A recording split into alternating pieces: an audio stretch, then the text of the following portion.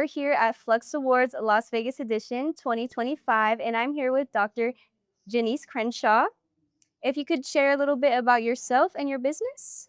Absolutely. I am certainly a registered nurse for over 40 years.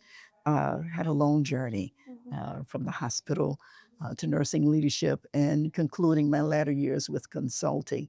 However, my focus has been since those 40 years is to focus more so on health and wellness because I believe we live in somewhat a healthcare system that is more focused on responses reactively Mhm. versus being proactive relative to healthcare.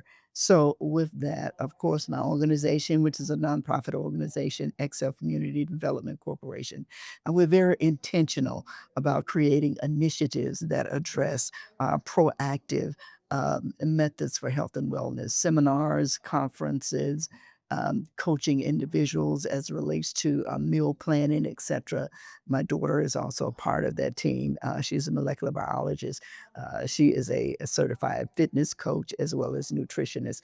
So I think the culture that we now live in that needs to be a shift Mhm. in the mindset as it relates to health and wellness because we focus so much on, should I say, illness. Even our healthcare system is based upon reimbursement for illness, but not reimbursement for being proactive with health and wellness.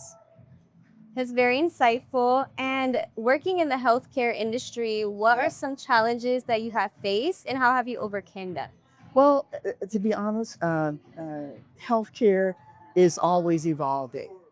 And I think some of the greatest challenges, of course, that I've had to deal with in healthcare, in management, those type of things, is the should I say, the different uh, changes that happened in healthcare. There was a time when there was not a real focus on patient satisfaction. Yeah. Uh, and I think that was so very, very necessary because we can say that we provide quality care, but what is the perception of the patient? What is the patient really, really saying about the quality of care that we actually deliver? So I really think that focusing on the challenges of providing quality care has been a challenge throughout some of the years, but it's evolving. It's certainly evolving, where the focus is more on patient safety, Mhm. certainly quality outcomes that grants us the privilege to really focus more so on how do we be proactive versus reactive. Yes.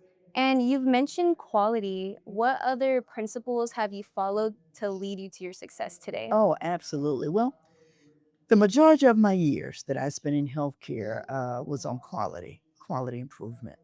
And I have had the privilege to work with hospital leaders across the country Mhm.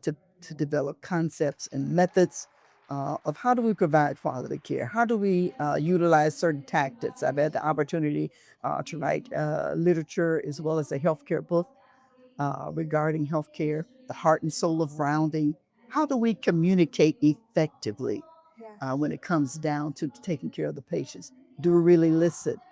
Uh, all of those, should I say, tactics are very important if we're going to deliver quality care. And the patient is going to perceive what we say Right. is quality care really is quality care. Thank you. What advice would you give to any emerging entrepreneurs or leaders looking to get into your field? Well, I will say this passion is something you cannot teach. Either you have it or you don't have it. Healthcare is a field that you must be passionate. It cannot be perceived as a career, it has to be a calling. You don't recognize it as a calling.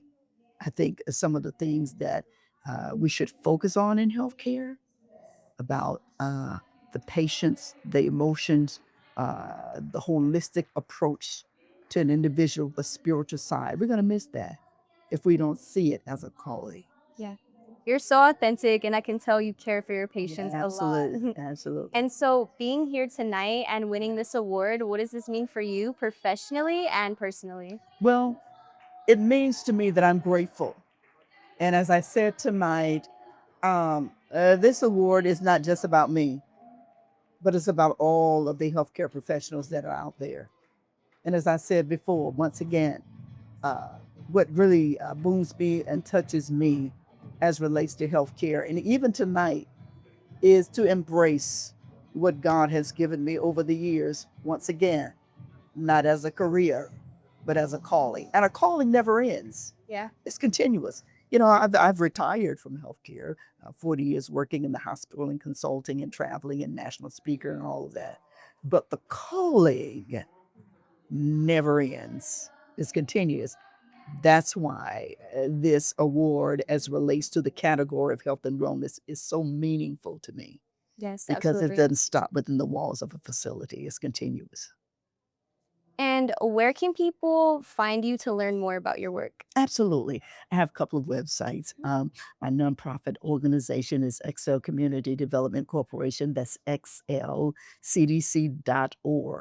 Or you can reach out to me on my website. That's drjanicecrenshaw.com. That's DRJANICECRENSHAW.com. And of course, all of these social media handles. I'm on LinkedIn, Facebook, and Instagram. You're so humble, and I'm so glad we were able to honor you Thank you. tonight. Thank you. Thank you. Thank you. Congratulations. Thank you. Thank you so much. Thank you.